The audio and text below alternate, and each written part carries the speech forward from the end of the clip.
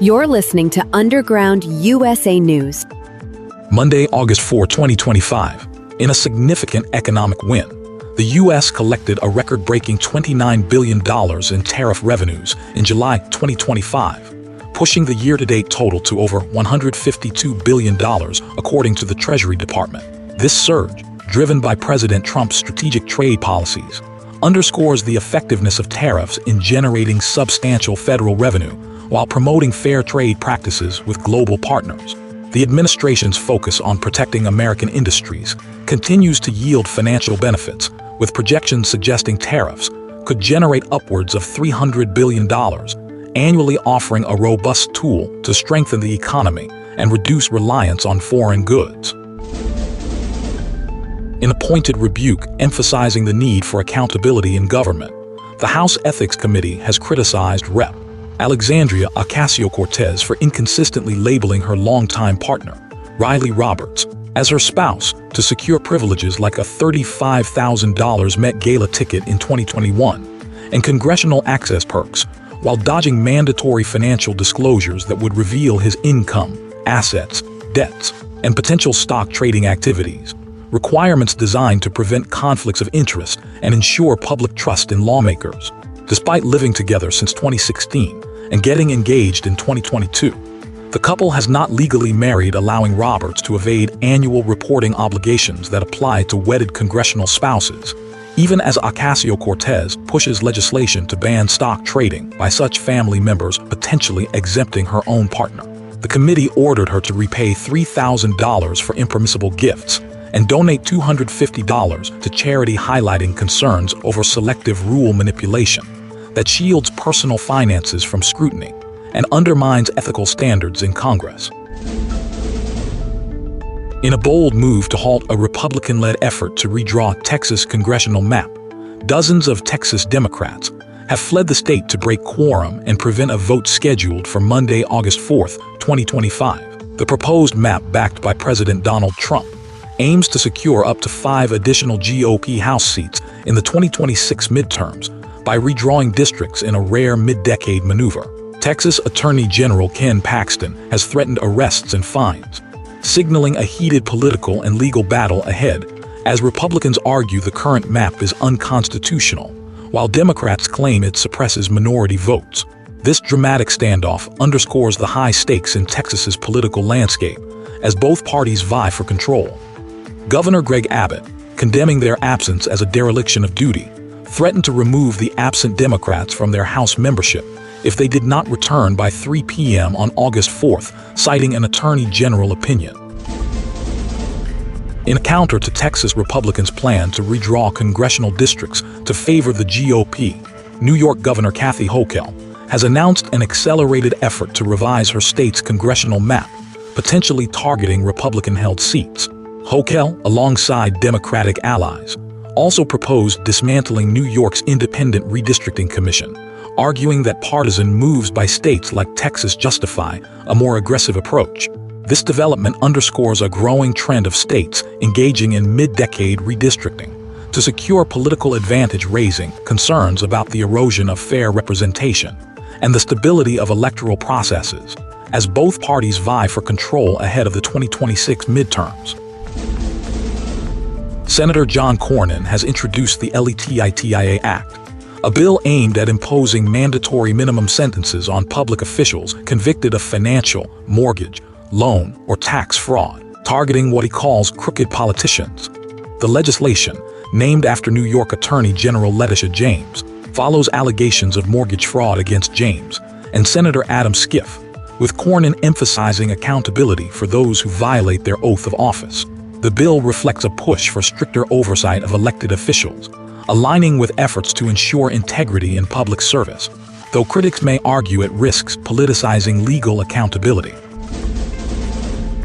Democrat Senator Cory Booker of New Jersey has sparked controversy by advocating for Democrats to adopt gerrymandering tactics in response to Republican-led redistricting efforts, particularly in Texas, to secure victories in the 2026 midterm elections. In a candid interview, Booker argued that Democrats must not play by the Queen's rules if Republicans, backed by President Donald Trump, manipulate congressional maps to gain House seats emphasizing the need to stop Trump from cheating, lying, and stealing the election. While acknowledging the need for election reform, Booker's call to fight fire with fire marks a shift from Democrats' traditional stance on nonpartisan redistricting, reflecting a pragmatic, if contentious, strategy to regain political ground.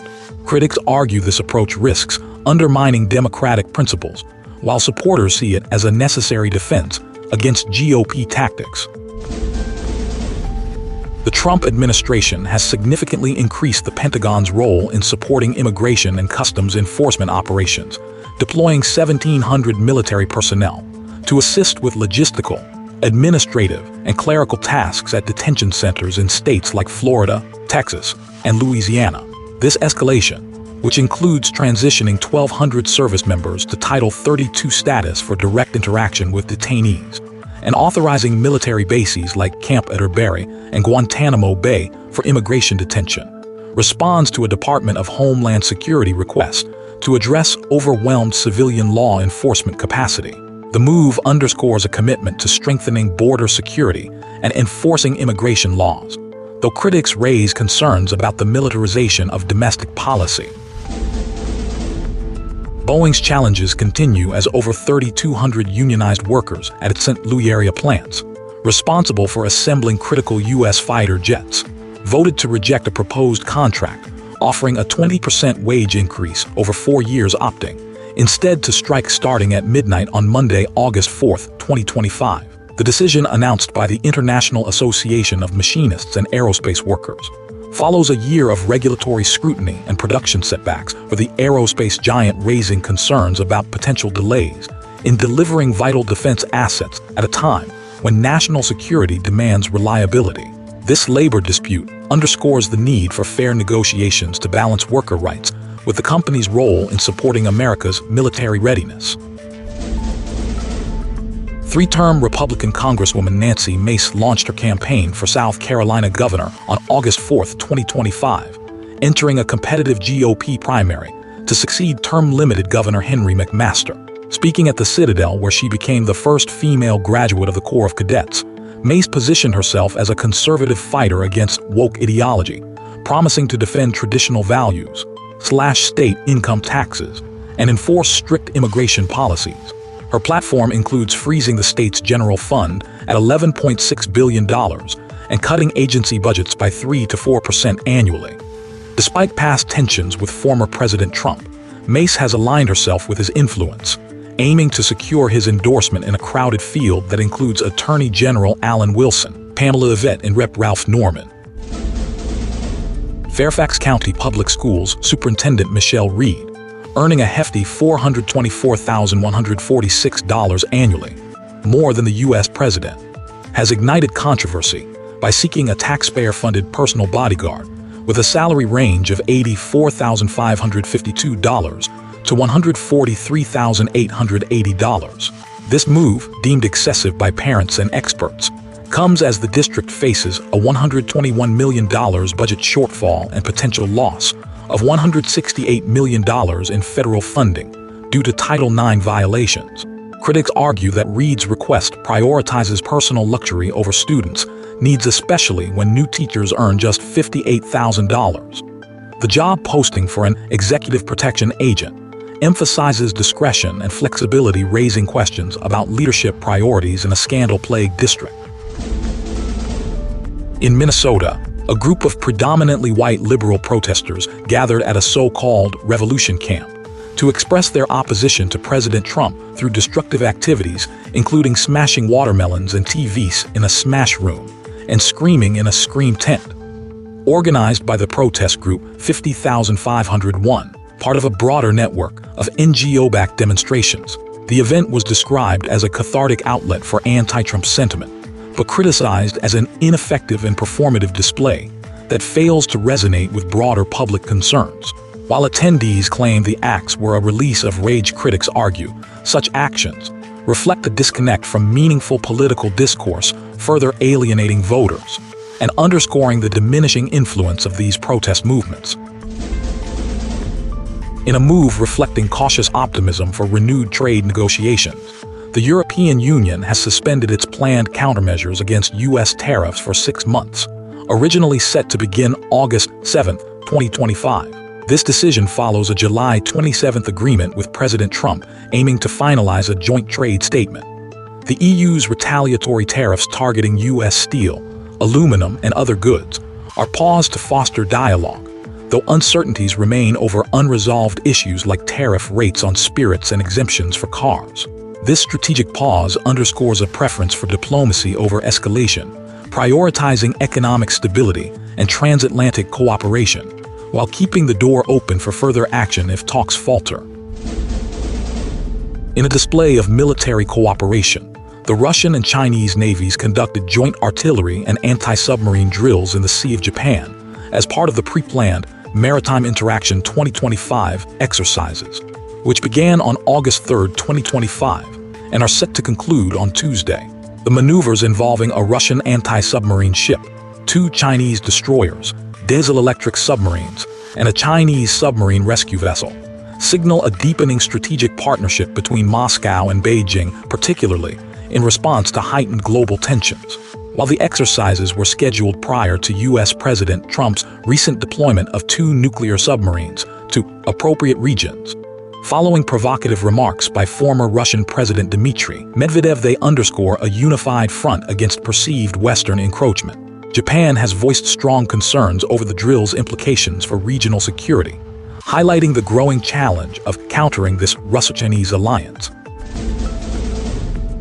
In a strategic move to enhance military readiness in the Indo-Pacific, the U.S. Army is replacing traditional howitzers with 16 high-mobility artillery rocket systems for the 25th Infantry Division at Schofield Barracks, Hawaii, as part of the Army Transformation Initiative launched in May 2025. This shift, aimed at countering China's growing regional influence, equips the division with advanced long-range precision fire capabilities proven effective in Ukraine, while reducing personnel by 119 and retraining 73 soldiers as HIMARS crew members.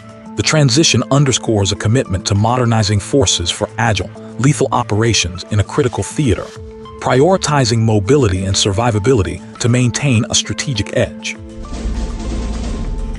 In a strategic move to counter North Korea's provocative stance, the United States has deployed a second F-16 Super Squadron to Asan Air Base, closer to the demilitarized zone, following Kim Yo-jong's insistence that the U.S. recognize North Korea as a nuclear-armed state. The Pentagon, emphasizing enhanced combat readiness, is transferring 31 F-16s and approximately 1,000 airmen from Kunsan to Asan, marking the second phase of a temporary force consolidation, set to be operational by October and lasting through October 2026. This escalation coincides with South Korea's efforts to reduce tensions by removing anti-North Korea propaganda loudspeakers, highlighting a delicate balance between deterrence and diplomacy on the Korean peninsula. The move underscores America's commitment to maintaining a strong defensive posture while navigating the complex geopolitical dynamics with Pyongyang. China's tightening grip on critical mineral exports, including rare earth elements vital for military hardware like F-35 jets and precision munitions, is causing significant delays and price surges for Western defense manufacturers. This strategic move by Beijing, which controls 90% of global rare earth production, underscores America's dangerous reliance on foreign supply chains for defense technologies. As companies scramble to find alternative sources, the restrictions highlight the urgent need for the U.S. to bolster domestic mining and processing capabilities to safeguard national security and reduce dependency on a geopolitical rival.